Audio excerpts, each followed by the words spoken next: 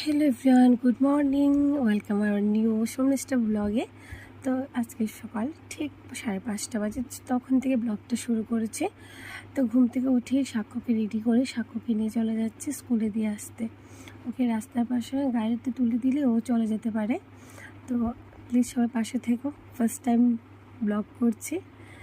তো ওকে স্কুলে দিয়ে এসে রাস্তার পাশে নিয়ে গিয়েছি, এখন অটোর জন্য ওয়েট করছে। অটোতে তুলে দিয়ে আমি আবার বাড়িতে চলে আসবো। বাট কি বলবো, মর্নিংয়ের ওয়েদারটা না, একটা শীতল মনোরম পরিবেশ, ভীষণ ভালো লাগে, খুব ভালো লাগে। তো দেখছি, তোমাদেরকেও দেখাচ্ছি। না হয়তো স্কুল না থাকলে তো সকালবেলা সবসময় ওঠা হয় না। তো ওকে স্কুল থেকে দিয়ে এসে বাড়িতে এসে রুটি সবজি করেছি, আমার জন্য লুচি চা করেছি, মাঝে মধ্যে খেতে ইচ্ছে করে, তাই না? তো এখানে রান্নাও বসেছে, মনুকে রুটি আর সবজি দিয়েছি। আর মনু দেখো পাশের বাড়িতে ওরা মুরগি হাঁস মুরগি রাখার জন্য একটা ঘর করছে। মনু ভাবে ও করছে, ও ভীষণ এনজয় করছে ব্যাপারটা, কি বলবো, ওর খুব ভালো লাগছে।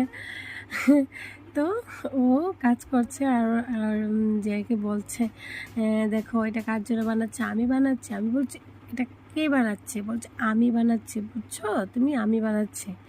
যাই হোক, সত্যি কথা কি, আমিও ছোটোবেলায় তো ছোটো ঘর কোনোদিন দেখিনি, কিন্তু আজকে আমার গ্রামে থাকা সূত্রে কিন্তু এত ছোটো ছোটো ঘর মুরগির জন্য দেখা হচ্ছে, খুব ভালোই লাগছে। তো আমি রান্না করছি আর পাশে দেখছি যে দাদা ঘরটা বানাচ্ছে, আমার খুব ভালো লাগছে। আমি সম্পূর্ণ ঘরটা রেডি হলে আমি তোমাদেরকে দেখাবো। তো ওর তো খুব খুশি, তো চলে এসেছে, তো আমিও দেখতে এসেছি, আমিও বাচ্চার মতো। খুব ভালো লাগছে, কি বলবো না, কিউট ঘর একটা, তাই না? তো দেখো, এরকম ঘর তোমরা কে কে দেখেছো আগে কোনো দিন? আমি তো ফার্স্ট টাইম দেখেছি। এর মধ্যে রান্নাবান্না সব দেখাতে পারিনি, রান্নাবান্নাও হয়ে গেছে আমার। মনুর জন্য এটা আলাদা সবজি, ডালের বড়া মনুর জন্য আলাদা করে রেখেছি, আমাদের জন্য কাঁঠালের সবজি করেছি আজকে, খুব টেস্টি হয়েছে। এবার সিমের বিচি একটা সবজি করেছে, তারপরে টক ডাল, এমনিতে ডাল ডিম তো আছেই, এই সব কিছু করা হয়েছে আজকে। তো আজকে ইচ্ছা করছে দুপুরবেলা আম ভর্তা খাওয়ার জন্য, তো গাছ থেকে আম পেড়ে নিলাম, আমাদের নিজের গাছের আম। পরে এখানে দেখা যাচ্ছে ছোটো আম, কিন্তু আমগুলি ভীষণ বড় বড়।